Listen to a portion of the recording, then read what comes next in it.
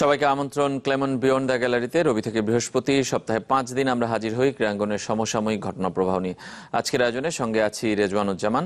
আজ আমরা কথা বলবো বাংলাদেশের ফুটবল নিয়ে। আপনারা জানেন যে সম্প্রতি এএফসি যুব চ্যাম্পিয়নশিপের বাছাই পর্ব খেলেছে বাংলাদেশ দল, গত রাতেই দেশে ফিরেছে এবং এই টুর্নামেন্টে বাংলাদেশের পারফরমেন্স হয়তো বাইরে থেকে দেখলে জয় পরাজয়ের বিচারে খুব একটা বিচার করা যাবে না। মাত্র একটা ম্যাচ জিতেছে বাংলাদেশ, 2টো ম্যাচে হেরেছে, কিন্তু 3 ম্যাচেই বাংলাদেশের পারফরমেন্সের আসলে প্রশংসা কিন্তু আমরা ফুটবল প্রেমীদের অনেকের কাছ থেকেই শুনেছি যে পারফরমেন্স তারা দেখিয়েছেন।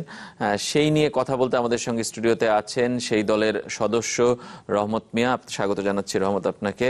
আছেন কালের কণ্ঠের বিশেষ প্রতিনিধি সানাত বাবলা, স্বাগত জানাচ্ছি আপনাকে। দর্শক, আপনারাও চাইলে অংশ নিতে পারেন, ফোন করুন 0255029704 থেকে 06 এই নম্বরগুলোতে।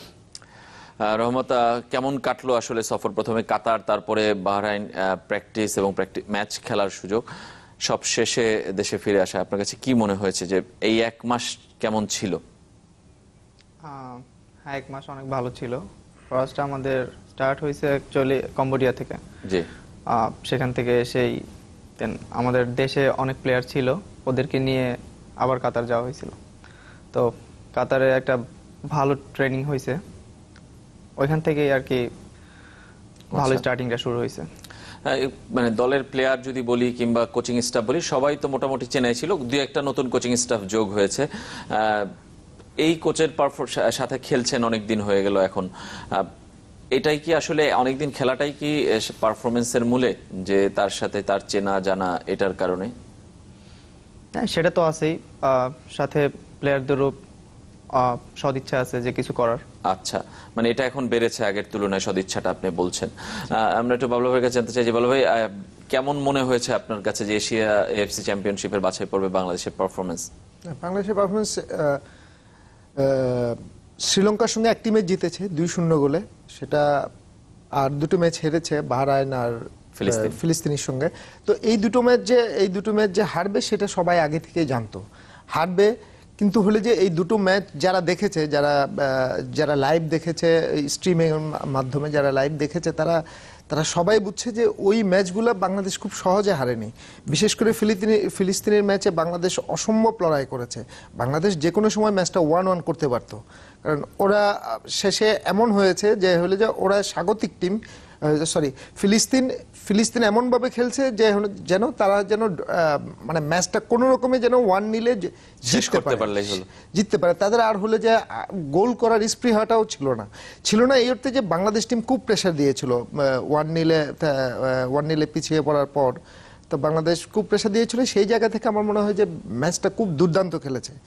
আর শ্রীলঙ্কার বিরুদ্ধে যে জয়, বিপক্ষে যে জয়, আমরা তো আসলে মানে শ্রীলঙ্কা বলে আর বিভিন্ন অন্যান্য টিমও বলি, জয় জিনিসটাই আমরা আসলে ভুলে যেতে বসছিলাম। মানে আমাদের টিম জিততে পারে, এই টিমটা ডমিনেট করে খেলতে পারে, এই জিনিসগুলো আমরা সাম্প্রতিককালে বেশ কয়েকটি ম্যাচে বা গত 3-4 বছর 5 বছর এই জিনিসগুলো আমাদের মধ্যে ছিল না। এই জিনিসগুলো যে ডেভেলপ করছে, তারা যে জিততে পারে, তারা যে ডমিনেট করতে পারে ম্যাচের মধ্যে, যে ডমিনেট করে যে হলে যে 2 গোলের লিড নিয়েছে, এটা অসাধারণ। মানে শ্রীলঙ্কার বিরুদ্ধে আমার মনে আছে যে শ্রীলঙ্কা বাংলাদেশে আসছিল, যশোরে এবং খেলা হয়েছিল,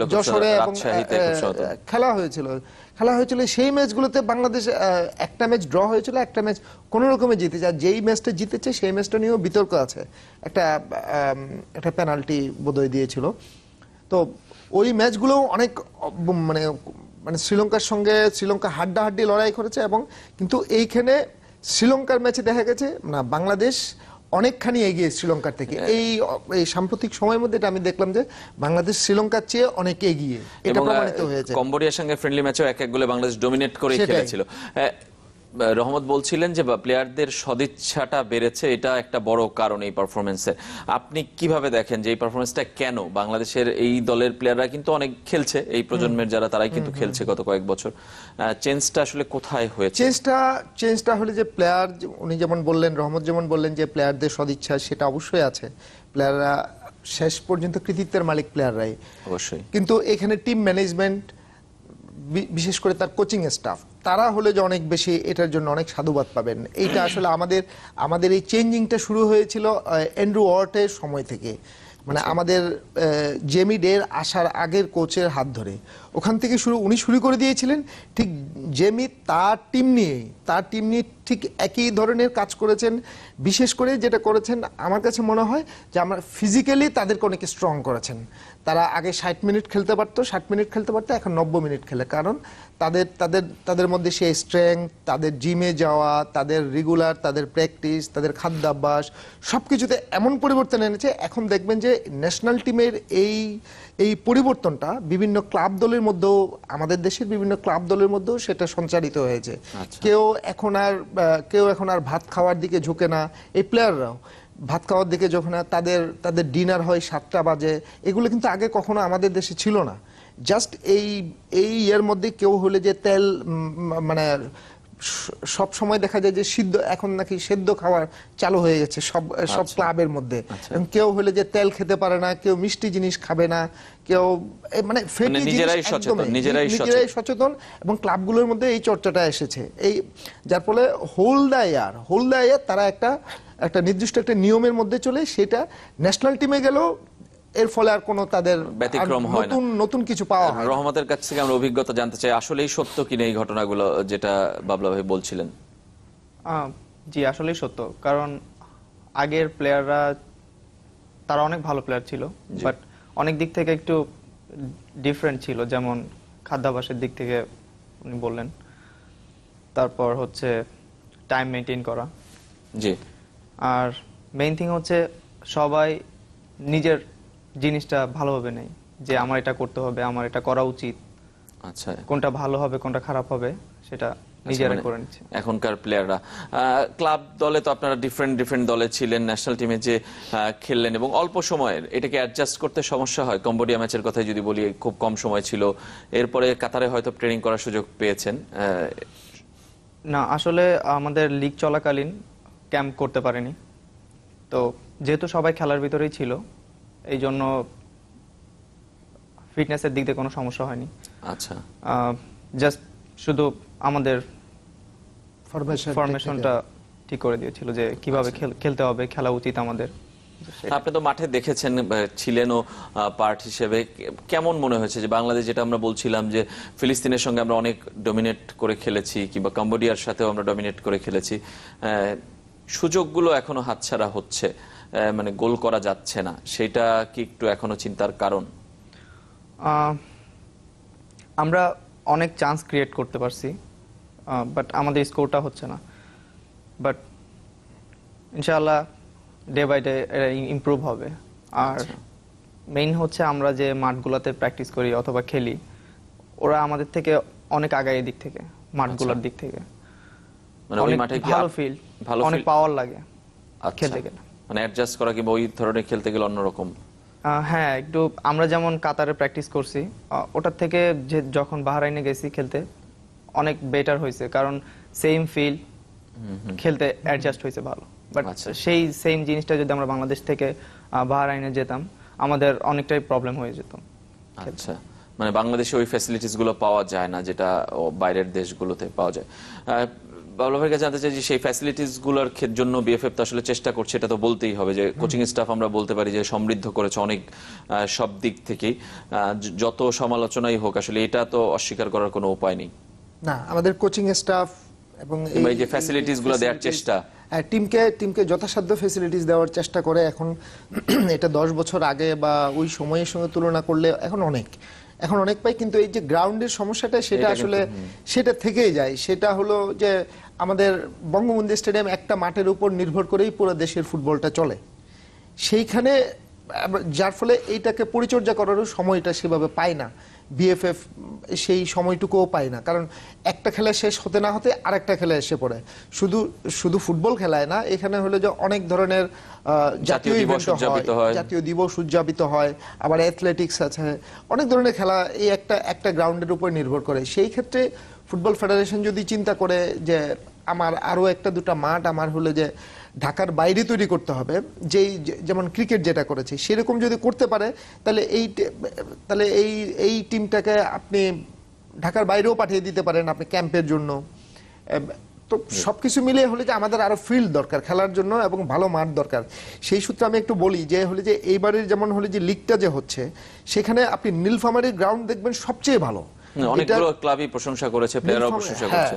এবং ইভেন এই আমাদের ন্যাশনাল স্টেডিয়ামের মাঠ থেকেও নীলফামারী গ্রাউন্ড সবচেয়ে ভালো, খুবই স্মুথ, ওখানে বল বাম্পিং করে না, কোনো উচ্চ নিচে ব্যাপার নেই, এবং মাঠটাও অত হার্ড না। সব মিলিয়ে এইরকম আমাদের আরো 2-3টে স্টেডিয়াম দরকার, 2-3টা স্টেডিয়াম আমাদের এখানে, স্টেডিয়ামের চেয়েও আমাদের মাঠ দরকার, 2-3টা মাঠ দরকার যেখানে আমাদের প্লেয়াররা খেলতে পারবে, সেই জায়গাটা নিশ্চিত করাটা দরকার বিএফএফ। রহমত যদি বলেন আসলে মাঠের ডিফারেন্সটা কি হয়, মানে এই শক্ত কিংবা ঘাস এটাই কি ডিফারেন্স করে নাকি টার্ফ আসলে বেটার আপনার কাছে কোনোটা মনে হয়? টার্ফ অথবা ঘাস সেটা ফ্যাক্টটা পরে, মেইন হচ্ছে ভালোভাবে প্র্যাকটিস করা, যে বল বাম্পিং করবে না, অথবা আমি যেটা করতে চাচ্ছি সেটা হচ্ছে কিনা, পাসটা ঠিক মতো যাবে, সেটাই। এই জন্যই টার্ফ হোক অথবা ঘাস, এটা পরের ব্যাপার আসতেছে, যে আমি ভালোভাবে প্র্যাকটিস করতে পারতেছি কিনা সেটাতে। আচ্ছা, আমি একটু ওনাকে রহমতকে একটু জিজ্ঞেস করি। রহমত, আপনি 2টা বিগ টিমের সঙ্গে খেলেছেন ওখানে, ফিলিস্তিন এবং বাহরাইন, এদের সঙ্গে বাংলাদেশ টিমের ডিফারেন্সটা কোন জায়গায় মনে করেন আপনার? ওরা ফিজিক্যালি অনেক স্ট্রং আচ্ছা আমাদের থেকে। আর খেলার মানে? খেলার মানে ওরা কিছু কিছু দিক থেকে একটু আগায়, যেমন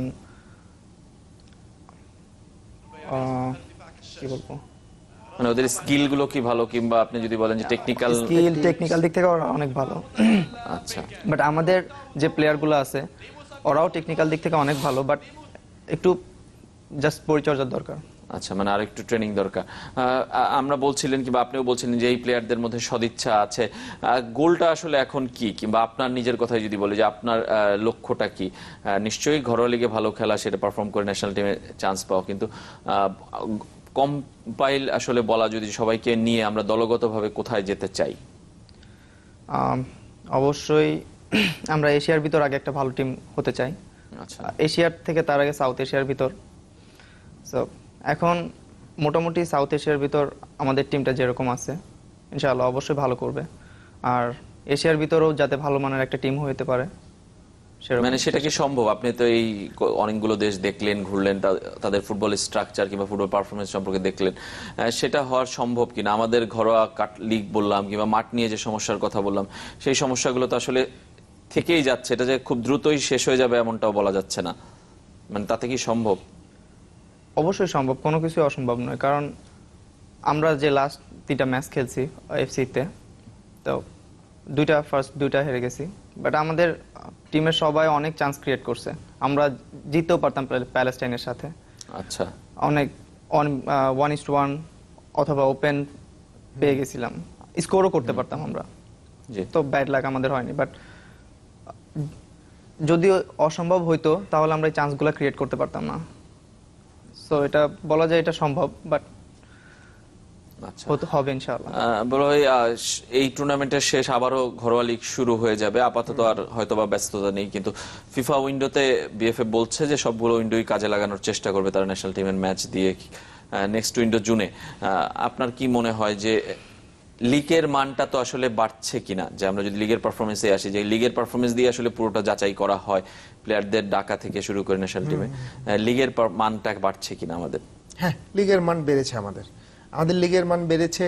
যেমন এবার এখনো পর্যন্ত দেখবেন আমাদের 2জন বোধহয়, জীবন আর মতিন, 2জন বোধহয় হলে যে স্কোরিং এর তালিকায় ফাইট করছে, তারা বিদেশিদের সঙ্গে ফাইট করছে। শুধু হলে যে গোলের দিক দিয়ে আমি মান বাড়ছে বলবো না, আমাদের অন্যান্য সেক্টরগুলো, অন্যান্য ডিপার্টমেন্টগুলোর প্লেয়াররাও খুব ভালো করছে, খুব ভালো করছে, এবং নতুন প্লেয়ারও দেখা যাচ্ছে। এই আন্ডার 23টা অলমোস্ট একদম নতুন টিম। এটা এখানে পুরনো সেরকম কোনো প্লেয়ার নেই, একটু নতুন একটা টিম তৈরি হচ্ছে। তো এই সময়ে আমি বলবো যে হলে যে বিএফএফ এর এখন উচিত যে হলে যে একটা আন্ডার 19 টিম তৈরি করে রাখা, এই লিগ থেকে একটা আন্ডার 19 বা আন্ডার 20 টিম তৈরি করে রাখা, যারা হলে যে এই টিমটাকে সাপোর্ট করবে। পরের ব্যাচ আমাদের এই পাইপলাইনটুকু নেই, আমাদের এইটা এখন হলে যে আমাদের এইখান থেকে একটা টিম তৈরি করে রাখা, যেন এই টিমটাকে কেউ যদি ইনজুর্ড হয় এই টিম থেকে আমার ওই টিমে যেতে পারে। এবং এটা অবশ্যই উচিত যে হলে যে আন্ডার 19 বা আন্ডার 20 যেটাই হোক, সেটা যেন অবভিয়াসলি আন্ডার 20 হয়। এইটা সেইটা যদি না হয় আমাদের ফুটবলটা আসলে হলো যে তখন হলো যে অন্য রিয়েল পিকচারটা পাওয়া যায় না আসলে। ন্যাশনাল টিম এই জন্যই ন্যাশনাল টিম গিয়ে ন্যাশনাল টিম আমাদের সিনিয়র টিমটা গিয়ে অন্য সিনিয়র টিমের সঙ্গে ম্যাচ করতে খেলতে পারে না, যেটা আমাদের ব্যবধানটা তখন খুব বড় হয়ে দেখা যায়। মেয়েদের বেলায় সেটা আমরা দেখলাম। একজন দর্শক আছেন আমাদের সঙ্গে, ফোনটি নিব। দর্শক পরিচয় জানিয়ে প্রশ্ন অথবা মতামত জানান। আসসালামু আলাইকুম। ওয়ালাইকুম আসসালাম। আমি বলছি জি, বলছি সব দেশে মোটামুটি যে একটা ক্রিকেট একাডেমি বাংলাদেশের একাডেমি নাই, কোনো উদ্যোগ বাংলাদেশে নিত বসে ভালো একটা না। আচ্ছা এবং প্রত্যেকটা ক্লাবে একটা করে একাডেমি আছে। আচ্ছা আচ্ছা, প্রত্যেকটা ক্লাবে একাডেমি আছে, কিন্তু বাংলাদেশে আসলে নেই কেন, কিংবা এটাই নিশ্চয়ই আপনার প্রশ্ন, আমি যতটুকু বুঝতে পারলাম। এটা তো একটা কমন সমস্যা আসলে আমাদের দেশে, যে কে করবে এই কাজটা, ফুটবল ফেডারেশন না ক্লাবগুলো, এই নিয়ে আসলে পাল্টাপাল্টি দাবি অভিযোগ সবই আছে। কিন্তু তারপরও আসলে দুপক্ষরই যৌথ উদ্যোগটা প্রয়োজন, কারণ একে হলো প্রেক্ষাপটের বিচারে বাংলাদেশের বিচার কিংবা এই অঞ্চলের বিচারে ফেডারেশনের দায়িত্ব, আবার ফুটবল কালচারের বিচারে কিন্তু ক্লাবই মেইন দায়িত্ব নিতে হয়। এখন আসার কথা হলো যে নতুন কয়েকটা টিম সেই কালচারটা শুরু করেছে, ফুটবল কালচারে। আমরা সাইফ স্পোর্টিং এর কথা বলতে পারি, রহমতের টিম, বসুন্ধরা কিংস এর কথা বলতে পারি, এই দুইটা টিম, আরামবাগও আছে করছে। এই দুটো টিম যখন শুরু করেছে, আমরা আশা করব যে অন্যান্য বড় টিম, আবাহনী বা শেখ রাসেল, এই বড় টিমগুলো আস্তে আস্তে এই ধারায় আসবে। এই ধারায় আসলে কেউ একজন যদি এই দেশে যদি কেউ কোনো একটা ক্লাব, কোনো একটা একাডেমি থেকে যদি শুরু করে যে হলে যে আমি খেলোয়াড় বিক্রি করব, আমার এখান থেকে প্লেয়ার নিতে গেলে এত টাকা দিতে হবে, এইরকম কেউ একজন যদি শুরু করে, দেখবেন যে পরের সিজন থেকে এই ধারায় অন্যান্যরাও ঢুকে যাবে। এটা আমার বিশ্বাস। আর বিএফএফ এর উচিত একটা অন্তত একটা একাডেমি করা তো উচিতই। একটা এখনো পর্যন্ত ন্যাশনাল টিমের প্লেয়ারদের একটা জিম থাকবে না, এটাও তো হয় না। এটা উচিত। এটা আসলে খুবই অবাক করার বিষয়। রহমতের কাছে জানতে চাই, রহমান, আপনি সাইফ স্পোর্টিং এ খেলছেন, সাইফ স্পোর্টিং এরকম জুনিয়র টিম নিয়ে অনেক কাজ করছে আমরা শুনেছি, মানে ওদের স্ট্যান্ডার্ডটা কেমন হবে, কিংবা তাদের যে ফুটবল জ্ঞান দেয়া হচ্ছে, এখন কোচিং দেয়া হচ্ছে, সেটা যথেষ্ট কিনা? তাদেরকে যেভাবে ট্রেন করা হচ্ছে, জি, ভালো লেভেলের ট্রেনিং করা হচ্ছে। যেমন আমাদের মেইন প্রিমিয়ার লিগের যে টিমগুলো আছে, সেখান থেকেও কোচগুলো যে তাদেরকে মাঝে মাঝে কিছু ইনফরমেশন দেয়, এভাবে করা উচিত, ওভাবে করা উচিত। তো তারা ভালো ট্রেন করতেছে। এখন তারা কিভাবে নিচ্ছে সেটা জানার দরকার। আচ্ছা, তারা কিভাবে নিচ্ছে কিংবা কিভাবে ডেলিভারি করতে পারে। আমরা বাবলা ভাইকে বলছিলাম যে লিগের মান বেড়েছে, আপনার কাছে কি মনে হয়? আপনি তো খেলছেন এবারের লিগ, বিভিন্ন জায়গায় যেতে হচ্ছে, দলগুলোর হোম ভেনুর অ্যাডভান্টেজ ডিসঅ্যাডভান্টেজকে প্রতিকূলতায় রেখেই খেলতে হচ্ছে, সেটা কতটা কঠিন হচ্ছে, এবং লিগের মানটা আসলে কেমন সবচেয়ে শেষে, এটা জানতে চাই। অবশ্যই আগের থেকে এবছর আরো ভালো। আচ্ছা, আর একটু কষ্ট হয়ে যাচ্ছে এক জায়গা থেকে আরেক জায়গায় যাওয়া, প্লেয়ারদের একটু বেশি জার্নি হয়ে যায়। আচ্ছা, তারপরেও যখন মাঠে নামে, জার্নির কথা তো মনে থাকে না কারোর, তখন তারা বেস্ট দেওয়ার চেষ্টা করে। আর গত সিজনে যে খেলাটা হয়েছে, যে লিগটা গেছে, তার থেকে এবার আরো বেশি ফাইট হচ্ছে। আচ্ছা, এবার বেশি ফাইট হচ্ছে। একে হলো অনেকগুলো দল, বড় দল করেছে, কিংবা প্রায় ভালো টিম করছে, সমান টিম করছে অনেকগুলো টিম। আচ্ছা, মানে এখনো বলা যাচ্ছে না যে আসলে কারা চ্যাম্পিয়ন হবে কিংবা এককভাবে এগিয়ে থাকতেছে। আপনাদের দলের কি অবস্থা? সাইফের কথা যদি বলি, সাইফ যেভাবে দল গড়েছিল কিংবা যে পারফরমেন্স, কিছুটা কি একটু ঘাটতি আছে? অ্যাকচুয়ালি আমাদের সাইফের ফরেন মেইন তো 4টা খেলে, বাট আমাদের ফার্স্ট 4 জনের একজন হচ্ছে ইনজুরি হয়ে যায়, সে তখনই দেশে ফিরে যায়। তারপর হচ্ছে আমাদের আরেকটা যে এশিয়ান কোটার আছে, সেও ইনজুরি হয়ে যায়। এই জন্য আমাদের 2টা ফরেন নিয়ে খেলছি আর কি লাস্ট যে ম্যাচগুলো গেছে। আচ্ছা, মানে সেটা একটা বড় কারণ ছিল। একজন দর্শক আছেন আমাদের সঙ্গে, আমরা ফোন নিব। দর্শক পরিচয় জানিয়ে প্রশ্ন অথবা মতামত জানান। আসসালামু আলাইকুম, রেজান ভাই। ওয়ালাইকুম আসসালাম। জি ভাই, আমার প্রশ্ন হচ্ছে কি, আমাদের লিগে তো আপনার যে 4টা বিদেশি, এখানে একটা এশিয়ান কোটা দিয়েছে, তো সেই ক্ষেত্রে আমাদের যে সমস্যাটা ন্যাশনাল টিমে বা এই লেভেল গুলোতে, স্ট্রাইকাররা এসে স্টে করতে পারতেছে না। আচ্ছা, মানে দেশি স্ট্রাইকারদের কথা বলছেন? জি জি জি, যে আমাদের দেশি প্লেয়াররা সুযোগ পাচ্ছে না। আচ্ছা তো আচ্ছা, এটা কতটুকু যৌক্তিকতা? আপনার আচ্ছা। ফুটবল ফেডারেশন যে আপনার যে তাদের যে বাইলজ বা তাদের যে সিস্টেম, তার একটা পার্সোনাল জিম পর্যন্ত নাই। আচ্ছা আচ্ছা, ধন্যবাদ আপনাকে। আমরা নিশ্চয়ই এই বিষয়ে কথা বলবো, যদিও আমরা ইতিমধ্যেই বলেছি যে জীবন মতিন এবারের ফাইটে আছে, তারপরেও এটা নিয়ে আমরা বিস্তারিত কথা বলতে চাই। একটা ছোট্ট বিরতি নিতে হচ্ছে আমাদের ক্লেমন বিয়ন্ড দ্য গ্যালারিতে। ফিরবো একটু পরেই, সঙ্গেই থাকবেন। বিরতির পর ফিরে এলাম ক্লেমন বিয়ন্ড দ্য গ্যালারিতে। আমরা কথা বলছি বাংলাদেশের এফসি কাপ মিশন নিয়ে। আপনারা জানেন যে এফসি যুব চ্যাম্পিয়নশিপের বাছাই পর্ব খেলে গত রাতেই দেশে ফিরেছে বাংলাদেশ অনূর্ধ্ব 23 দল। আমাদের সঙ্গে স্টুডিওতে আছেন সেই দলেরই সদস্য রহমত মিয়া, স্বাগত জানাচ্ছি আবারও। আছেন সনদ বাবলা, দৈনিক কালের কণ্ঠে বিশেষ প্রতিনিধি। আপনারা চাইলে অংশ নিতে পারেন, ফোন করুন 0255029704 থেকে 06 এই নম্বরগুলোতে। বিরতির আগে আমরা দর্শকের ফোন নিয়েছিলাম, দেশি স্ট্রাইকার খেলানো নিয়ে তিনি প্রশ্ন করেছিলেন। এটাও আসলে ওই দেশি আর বিদেশি স্ট্রাইকার সঙ্গে একাডেমি কে করবে সেই নিয়ে আসলে এই সিদ্ধান্তটা, যেটার পক্ষে যান দুটোর পক্ষে যুক্তি আছে। যে দেশি স্ট্রাইকার বাড়ালে যেমন লিগের মান কমে যায় সেটার অভিযোগ আছে, তেমনি দেশি স্ট্রাইকার কমালে দেশীয় স্ট্রাইকারদের আসলে খেলার সুযোগ থাকে না সেটার অভিযোগও আছে। এটার সমাধান কি আসলে? কোনো সমাধান কি এক কথায় বলা সম্ভব? সমাধান যদি সবাই যদি দেশের ফুটবলটা নিয়ে যদি একটু চিন্তা করে, সে বিএফএফ ক্লাব, কারণ বিএফএফ চাইলেও ক্লাবের জন্য করতে পারে না, আবার বিএফএফ যদি না চায় আবার ক্লাবগুলোর চাপ আছে, তো সব মিলিয়ে জিনিসটা আর হয়ে ওঠে না। যে তো ক্লাবও যদি চায়, যে এখন ক্লাব অনেক টাকা দিয়ে টিম করে, অনেক তারা অনেক চ্যাম্পিয়ন টাকা। হতে চায়, তারা সাফল্য চায়। চ্যাম্পিয়ন হতে চায়, তো তারা স্বাভাবিকভাবেই চাইবে তারা যে একটা বিদেশি স্ট্রাইকার খেলাতে, যে স্ট্রাইকার প্রতি ম্যাচে গোল পাবে, প্রতি ম্যাচে গোল ক্রিয়েট করবে, তো সেরকম চাইবে। কিন্তু হলে যে সেটা যেমন ক্লাবের জায়গা থেকে ক্লাব যেমন সঠিক, আবার বিএফএফ এর জায়গা থেকে বিএফএফ যদি একটু চিন্তা করে, ফুটবল আমার বিএফএফ হলে যে আমার দেশের ফুটবলের কথাই ভাবে, তো এই ক্লাবগুলোর সঙ্গে যদি কোনো একটা সমঝোতায় যদি আসতে পারে যে না, আমরা প্লেয়ার কমিয়ে দিই, বিদেশি প্লেয়ারের সংখ্যা যেমন আগে 3টা ছিল বা 2টা ছিল, সেই জায়গাটায় যদি আসতে পারে, ঠিক আছে আমার লিগের মান একটু হেরফের হোক, আমি চেষ্টা করব যে আমরা তিনজন নিয়ে আমরা খেলি। তো সেই জায়গাগুলোর মধ্যেও বিএফএফ স্ট্রিক্ট থাকতে পারে না। আরেকটা হলো যে যেমন বিএফএফ এবার 4টা করলো, সেক্ষেত্রে বিএফএফ যুক্তি দিল, বাংলাদেশ ফুটবল ফেডারেশন বা পেশাদার লীগ কমিটি যুক্তি দিল যে এফসি কাপে আপনার একজন এশিয়ান খেলতে পারে, এশিয়ান কোটায়, এছাড়া বাকি 3জন।